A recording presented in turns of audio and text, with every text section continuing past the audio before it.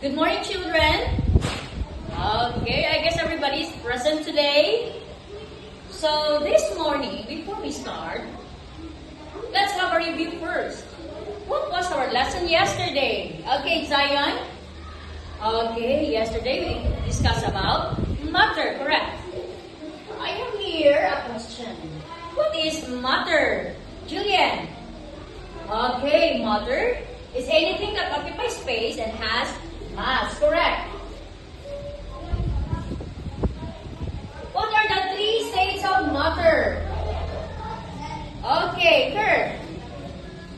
Okay, solid, liquid, and gas. So this morning, we will discuss about the characteristics of matter. So what do they have in common? Okay.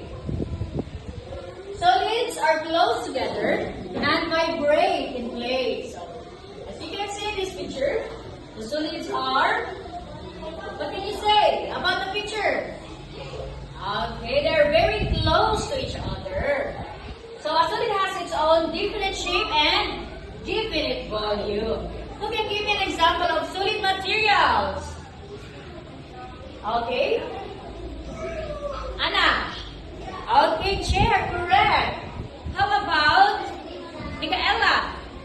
Okay, chalk. Okay, it's correct. So a solid, it keeps its shape even when it moves. So I have here a remote. Even if I shake this remote, it will not change its shape. It will not change its volume. Okay.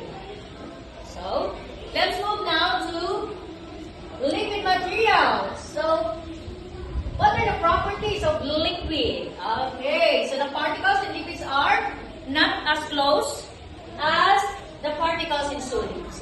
Okay, so liquids have a definite volume. It also takes the shape of the container.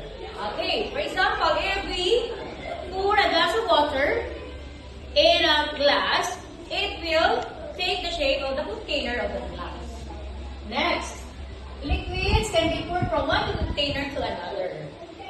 Okay, the third one, we have gases. So, the properties in gases is that the particles in gases move freely in all directions. So, as you can see in this picture, the particles there can move freely.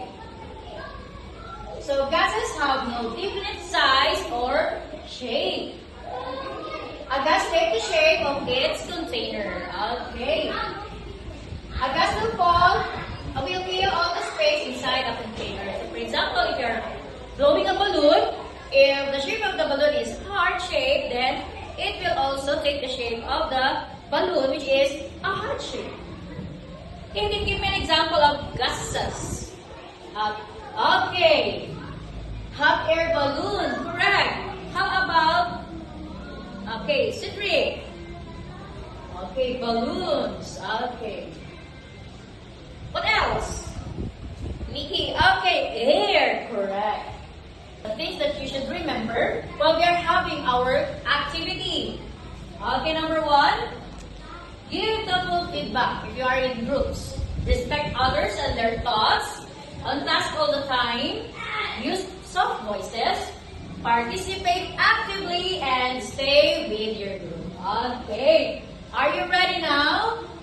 Let's clap our hands to the output of the different groups. So I have here some pictures. I want you to identify the following pictures if it is a solid, liquid, or gas. Are you ready? Okay. Okay, Ben. What is this? Okay, solid. Correct. Next, fire extinguisher. Okay, gas. Okay, how about a glass of water? Okay, Anna, it is liquid. Correct. Do you have any question, class?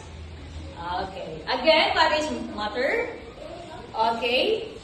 Cedric, anything that occupies space and has mass. That is correct. Again, what are the three states of matter? Okay. Kit. Okay, so we have solid, liquid, and gas. Okay, are you ready for a short quiz? Okay, so get one piece of paper and answer this.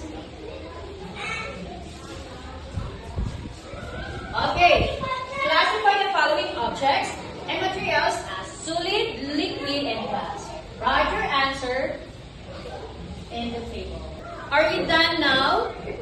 Okay, pass your papers to the front. Ready? 1, 2, 3. Okay, so for your assignment, make an album containing pictures of the following: solids of different colors, size, shape, and texture. Number 2, liquids around us. That's all for today. Goodbye, class. Okay, see you tomorrow.